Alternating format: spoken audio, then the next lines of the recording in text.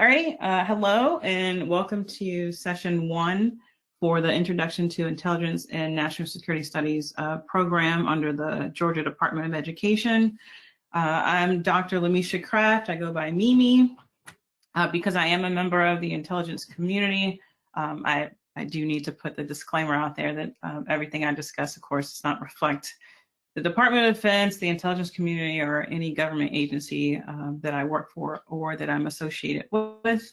And then also the copyright notice for the Georgia Department of Education. So for today's agenda, seeing as it's the first session, I'm going to talk a little bit about me and then share with you why I like this field so much. Hopefully that can translate to your students as you're teaching them the material. Also identifying the skill sets that are inherent in intelligence professionals and also career opportunities. And then I'm going to go over some of the key themes within the standards. I do encourage you to, as you're listening to this broadcast, to do so with the teacher notes next to you, which I think will enable you to identify any questions you may have. And also you'll see how I'm hitting only a few select subtopics of each within each of the standards for now. And then we'll close with a roadmap for our sessions. I do encourage, again, as we're going through this, for you to make a note of any questions or recommendations that you have for future sessions. So a little bit about me. I retired in 2018. I was a career all-source intelligence technician. I started off as an enlisted soldier in the Army, and then I transitioned to becoming a warrant officer. As you can see on the bottom, it's just a little warrant officer humor in terms of the role that we play with providing information to policymakers and decision makers. And then I have various backgrounds in terms of where I've worked on the different problem sets I have studied. I retired out of Army Cyber Command, their Intelligence Directorate. So since 2015 or so, a lot of my research and a lot of my focus in terms of what I teach right now is related to cyber threat intelligence, emerging technology such as artificial intelligence and things of that nature. My PhD is in public policy and administration with a concentration in homeland security policy and coordination. That is a lot to say, I acknowledge. My bachelor's and master's are in international relations and conflict resolution. I've been teaching for a little over 10 years. My student population has varied. I've taught military students that may have had anywhere between 5 and 10 years of experience. I've taught undergraduate students at a university in Conway, South Carolina, Coastal Carolina University. Some of you may have heard of it. They have an undergraduate intelligence and national security studies program. So I've taught in that program undergraduate students, and we do have, or that university does have a Introduction to Intelligence course. So some of the standards for this particular course are very similar, and I say that to highlight for those undergraduate students, the majority of them taking that introduction course were freshmen or sophomores. So they were either a few months removed from high school or a couple of years. And then I've also taught graduate students, and I've taught in a variety of formats, online as an adjunct professor, teaching graduate students, in person, teaching like all of my student population. And then of course, with the pandemic, also teaching in a hybrid learning environment. Nonetheless, I like to incorporate active learning techniques, which I think will bode well for your attempts to focus on the swirl technique, and then incorporating visual and audio media, historic thinking, and things of that nature. And last but not least, I'm a very proud first-generation college student.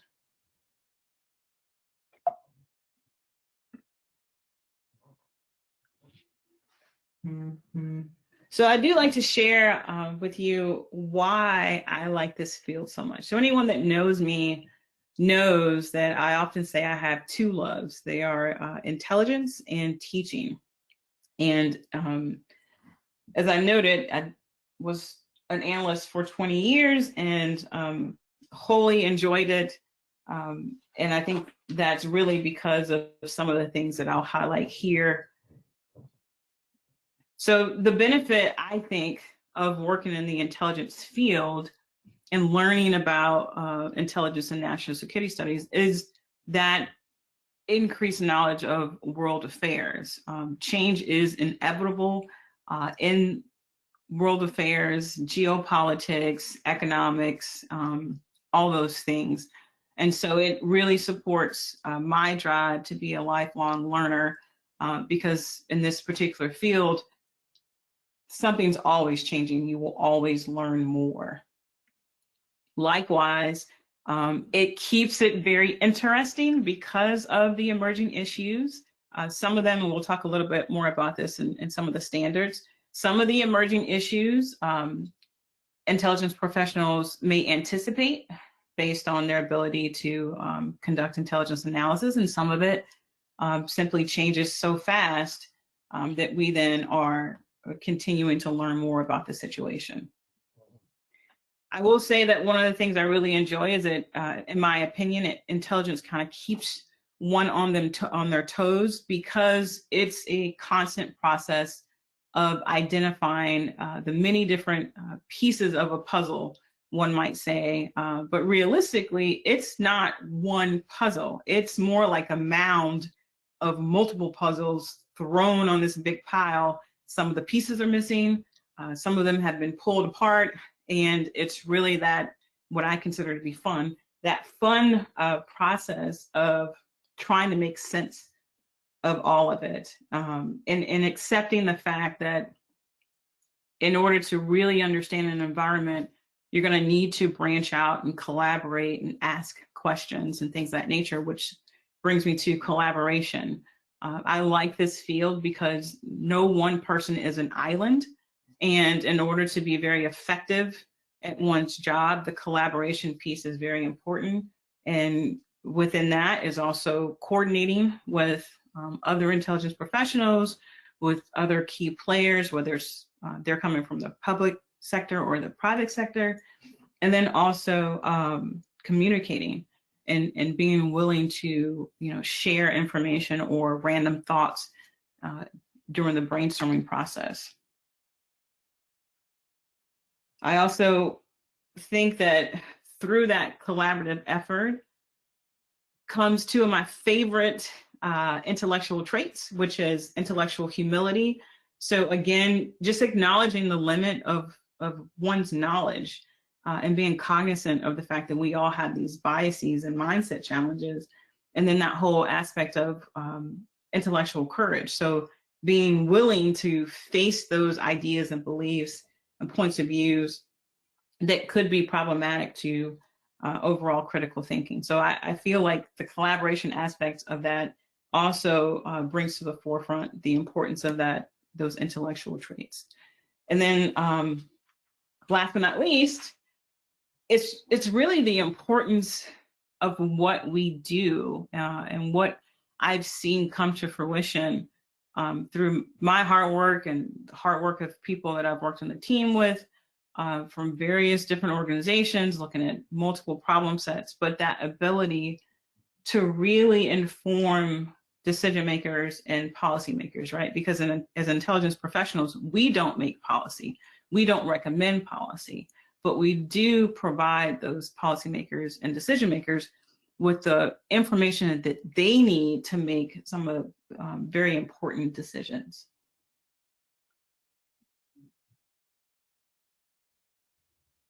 So let's talk about some of the skill sets that intelligence professionals whether they're analysts, operators, and collectors. And I fully acknowledge that those of you that are selecting to teach this course, you may have a variety of background. You may be someone that was an intelligence professional before. This topic may simply be of interest to you.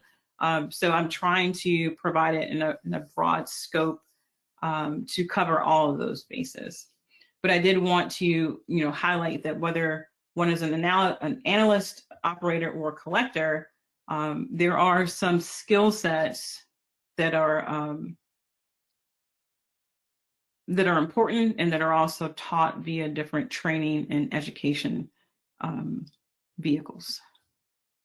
So I mentioned a couple of them when I was telling you what I like about the intelligence field, critical thinking and collaboration specifically, but also that whole premise of trends analysis and being able to observe a phenomena and working through it and understanding whether problems really exist and seeing the environment change over a period of time, which enables one to provide a little bit of anticipatory intelligence to decision makers and policymakers. So those are some of the skill sets. And frankly, when we go through some of the other standards, and also if you're looking at the teacher note, then you'll also identify that the intelligence community over time has put great emphasis in these skill sets. So whether it's through education, as I mentioned, or systems and processes, so like within the intelligence community, it's common for analysts that are working on a particular problem set to do analyst huddles where they're talking across organizations, looking at the same problem set. And then some of the processes. So when we talk about one of the standards, the Intelligence Community Directive 203 and the Intelligence Community Directive 205 will come up. And those are directives to ensure that analysts are really doing their due diligence when looking at the problem. And so that, of course, helps with the whole premise of solving complex problems. And then, of course, when it comes to careers, what your students are going to probably gravitate towards would be those organizations that are well known to be members of the intelligence community, as well as the other agencies that make up the 17 total agencies / organizations within the intelligence community.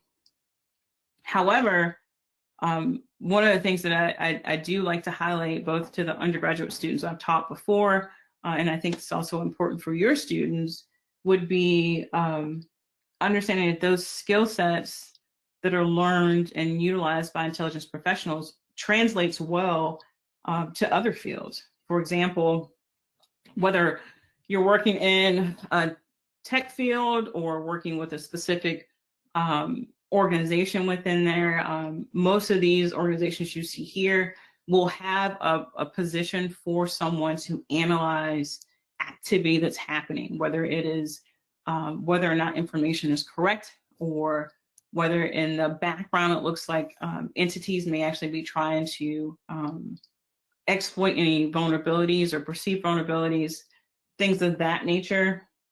Additionally, from a sports perspective, there are also jobs that come to mind. Here's a job announcement that was released, I want to say about a month ago.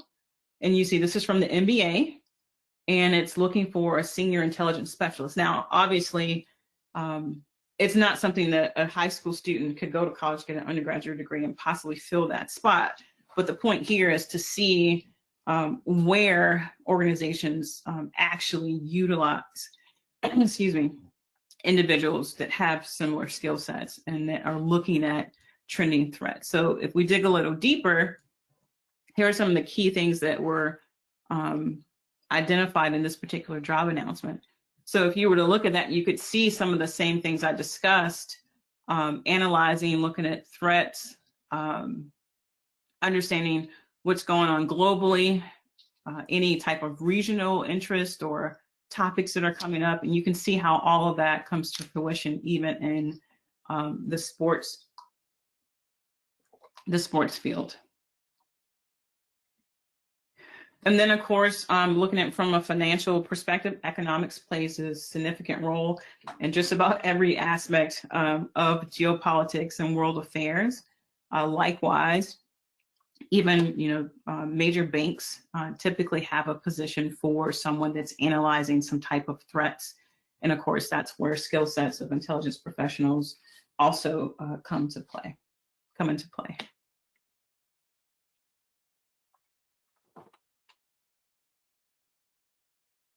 So what I'm going to do now is briefly go over the 7 standards. And again, if you have the teacher notes in front of you, it would be helpful, I think, to just see the key ones that I'm hitting for this particular session. But you'll notice, especially with this first one, looking at the development of the field of intelligence, there are quite a few subtopics to cover. And so please do make note of any questions you may have, so you can send those to me. So personally, I really appreciate the history of intelligence, U.S. intelligence, the history of the intelligence community, because as you notice, to me, there's some depth there and also some complexity. And you'll see here there are key periods of history that we dig a little deeper into in the teaching notes. But it also identifies through this process, and the thing I really appreciate about the intelligence field from a transparency perspective is looking at how the community has changed over time as a result of things that went well and things that didn't go so well. Both in terms of trying to provide more transparency to citizens and also identifying where legislation needs to change or reform needs to happen so that disasters do not repeat themselves.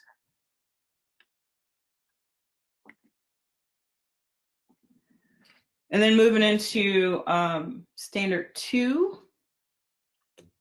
thinking about the basic roles and functions of the intelligence field, it is vast, but the way I like to do it with a little thinking about how to unpack it, first is to think about it from just the basic roles and functions. So let's say, what's the purpose of intelligence?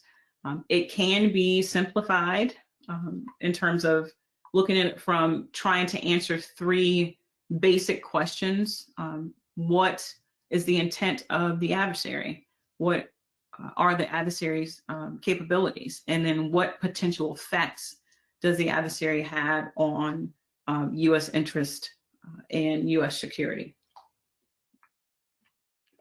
But as I often explain to the students, is the thing that I like, and I'm not a chess player by any means, but the thing that I like about this field is that it is a very strategic process when trying to identify adversary intent, capabilities, and effects. And so it challenges you to really look at things from multiple angles. Likewise, there are 5 functions in the intelligence field: collection, analysis, counterintelligence, covert operations, which some of your students may be most familiar with just simply because of the way that intelligence is portrayed in movies, and then of course intelligence management. So within the 5 functions, within this standard itself, there is a discussion about what needs to happen in order for someone to get a security clearance, things to consider, which I would say is very important for high school students, because there are organizations that simply will not hire someone if they have been arrested for something, or if they've used drugs in X amount of last 5, I think it was like last 5 years for the FBI. It's in the teacher notes for sure, as an example, but I think that's important. And then of course, something that could be overlooked by someone not very familiar with the intelligence field is the importance of counterintelligence, meaning that intelligence is only as good as it is safeguarded. So it's hard to provide anticipatory intelligence and to provide decision advantage if the information is really available to others. And then, of course, from the third standard, this is when we dig into the different types of intelligence. There are 5 major intelligence disciplines that, of course, will be discussed. But also inherent in that is a broader discussion of how these intelligence disciplines, collection methods, and information sharing is changing simply because we are in the 4th industrial revolution, where we are using technology more, and there's continued emergence of technology and what that means for the intelligence community, as well as these different intelligence disciplines. And then going a little broader, in addition to the 5 major intelligence disciplines, there are some other intelligence or types of intelligence that include medical intelligence. So, you know, currently being in a pandemic, it's probably more widely known and appreciated now because of having to deal with the current pandemic. But there's also the aspect of cyber threat intelligence and law enforcement intelligence, and how those things intersect at certain periods in time. And then, of course, how technology actually plays a role in that as well. And then also in this standard is a discussion about information sharing. So we do have long-term allies, where 5I is a common term that's used, but you know, how we share information both with countries that we've had long-term alliances with, but also how that's changing, because part of it is because of the 4th industrial revolution and the need to reach across the aisle and also have discussions with private sectors that are, let's say, some leading companies in emerging technology.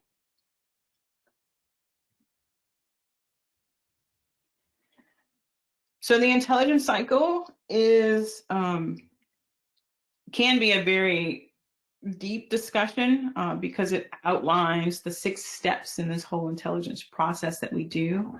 Of note, if you look in the teacher note, you'll see this graphic, but you'll also see another one that's from Joint Publication 2-0. They're similar in the fact that they have the same 6 steps. They differ in terms of how the cycle is visually depicted. So I would say you could use one or both, whatever you think works for your students. But also inherent in that, and I think this graphic really depicts it, is this is not a linear process. You don't go from step 1 to step 2 and just keep going. It really depends on the problem set, depends on how much information you have, where you're getting that information, how quickly you're getting it, and what you're doing with it. So when you think about collaboration and coordination, it really comes to fruition in the intelligence cycle because you're really depending on different intelligence disciplines to feed information, especially from an all-source perspective, which I happen to be an all-source analyst, but also how a lot of the intelligence supports many different organizations and entities throughout this intelligence cycle. So there are some fun, exercises or things of that nature that we could discuss a little later to demonstrate how the process works, as well as some of the considerations for each of the steps. Now, it can be quite laborious, but in my opinion, it's very rewarding. It is very time consuming, or can be at least, but again, I've always enjoyed the process.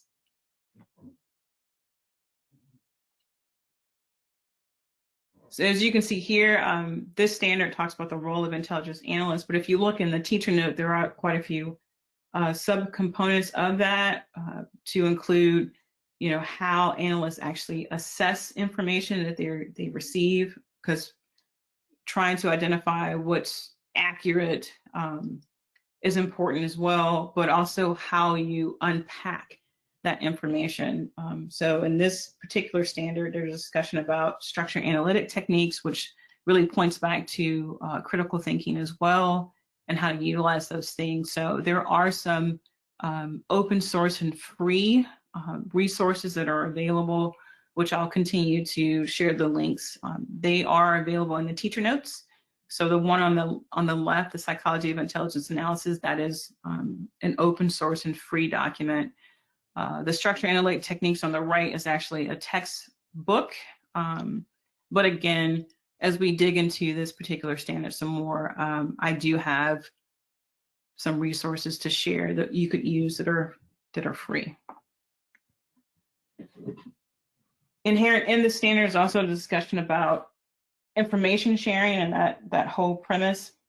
So you see here, this graphic is really showing the mission areas of ODNI's information sharing environment and their initiative. Again, through history, we see how the importance of sharing information really comes to fruition, especially when you think about some of the intelligence failures, and in some cases, the increased sharing of information were identified as one of the things that should have been rectified or fixed.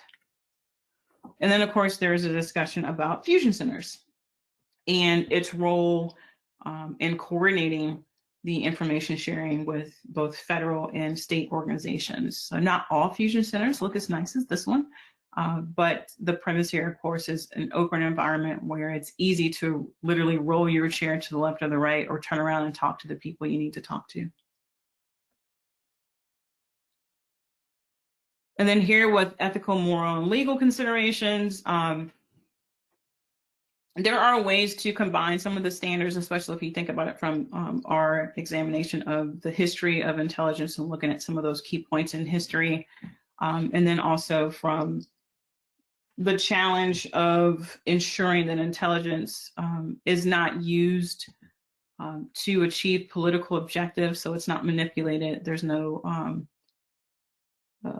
politicizing intelligence and things of that nature. As I mentioned before, for intelligence professionals, we do not recommend policy. We simply provide those policymakers with the requisite information and intelligence they need.